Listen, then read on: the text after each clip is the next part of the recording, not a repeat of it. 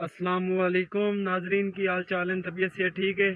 नाजरीन अज व्लॉग का करने आया आगाज तो इंशाल्लाह मैंने पूरी उम्मीद है अज व्लॉग तुम बड़ा पसंद आ सी यार मैं हूँ ईद दी छुट्टियां ते गाँव आया हुआ सी ते अगे तो तुहानू पता है तुहानू सीन नजर आते हैं हाई राइज बिल्डिंग अगे पिछे काम शाम आना जाना सारा सीन तुहानू दिखाते रहने हैं तो मैं घर आया सी मैं जरा बनाने आए घर भी व्लॉग ते ਹੁਣ ਸਾਡੀਆਂ ਈਦ ਦੀਆਂ ਛੁੱਟੀਆਂ ਸੀ ਤੇ ਬਹੁਤ ਜ਼ਿਆਦਾ ਗਰਮੀ ਪੈ ਰਹੀ ਹੈ ਮੈਂ ਦਰਖਤ ਛਾਂ ਤੇ ਵੇਖ ਸਕਦੇ ਹੋ ਕਿ ਉੱਥੋਂ ਤੱਕ ਨਾ ਛਾਂ ਨਜ਼ਰ ਆਉਂਦੀ ਪਈ ਅੱਗੇ ਸਾਰੀ ਧੁੱਪ ਹੈ ਤੇ ਸਹੀ ਠੀਕ ਠਾਕ ਟਿਕਾ ਕੇ ਗਰਮੀ ਹੈ ਮੈਂ ਕਹਿੰਦਾ 1-2 ਮਿੰਟ ਖੜੇ ਹੋ ਜਾਓ ਨਾ ਤੁਸੀਂ ਧੁੱਪ ਤੇ ਸਹੀ ਜਿਹੜਾ ਨਾ ਤੁਹਾਨੂੰ ਪਸੀਨਾ ਪਸੀਨਾ ਕਰ ਦਿੰਦੀ ਹੈ 1 ਮਿੰਟ ਕਾਫੀ ਹੈ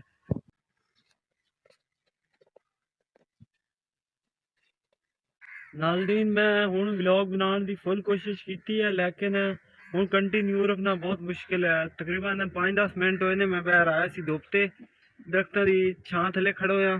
जरा गप शप लाइए उरे परे थोड़ा घूमया तो बस हो गई मैं क्या यार इतनी गर्मी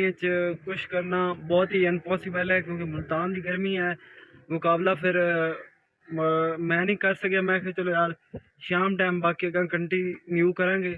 क्योंकि गर्मी बहुत ज्यादा 6 hours later दोपहर टाइम ना व्लॉग का आगाज किया सी गर्मी बहुत ज्यादा सी फिर मैं छोड़ दिता सी ते मैं आखिया जरा ठंडे मौसम टाइम बनावांगे हुण मैं नहा धो के कपड़े शपड़े चेंज किए ने ते मैं जरा घर तो बाहर निकलिया ते रोड ते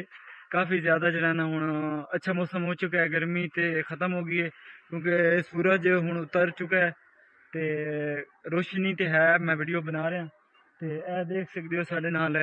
साढ़े घर के सामने रोड है और पिछे देखो खेत वगैरह कितने खुले खुले खेत ने माशाल्लाह बहुत ही खुला माहौल है उस तो पीछे देखो है अपना घर है मेरे पीछे और माशाल्लाह ट्रैफिक भी चलती पई है काफ़ी ज़्यादा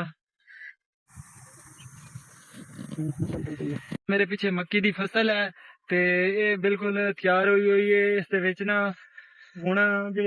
सब्जा जो कट के जानवरों को खिला देंगे ने बाकी जी छली वगैरह है वो कट के वैसे मक्की यूज होती है जो प्रोसेस माशाल्लाह जी अच्छी खासी गप हो गई है हम व्लॉग का करने आए अख्ताम इंशाल्लाह कल मुलाकात सी कोई अच्छे जहा व्लॉग नाल ते खुदा हाफिज।